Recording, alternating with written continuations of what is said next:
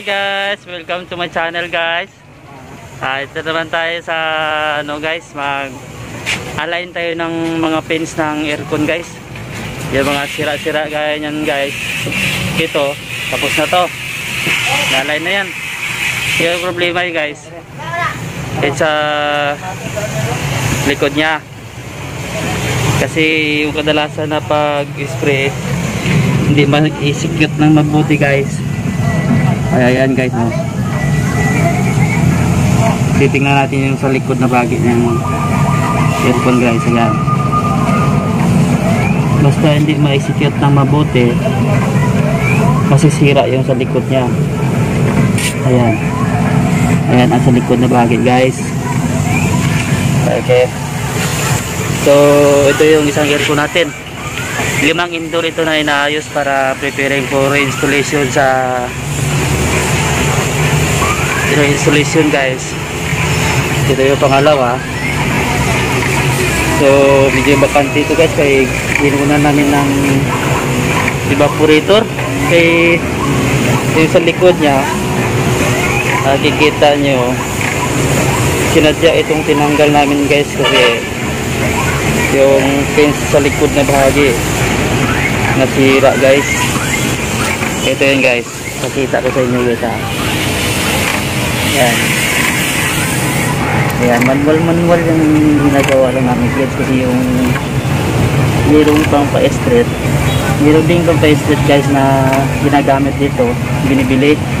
Pero yung ginagawa lang namin, siyempre yung mga master, basta mga master may mala scientist ng birada niyan eh, diba guys? Ayan, oh. Ito yung sa likod na bahagi, papakita ko sa inyo. Old model ito na aircon, kasi yung kapilyari niya guys, ito yung forma ng kapilyari na old model. Ayan. So may kalumaan na din, pero yung sinasabi na thickness yan, basta gumagana, magamit pa yan, magawa ng paraan kahit luma na. Ayan, di ba mga master? Saludo tayo dyan. Ito. Ayan. Doon sa bilang bahagi naman guys, nagki-cleaning yung isang master natin to, no? Busy sa pag-clean yan guys, kasi yung sa proseso ng pag-cleaning, ito hindi pa ito nalinisan guys. Sa proseso ng pag-cleaning guys, mahigit kasi isang oras kung sobrang dumi, tagal.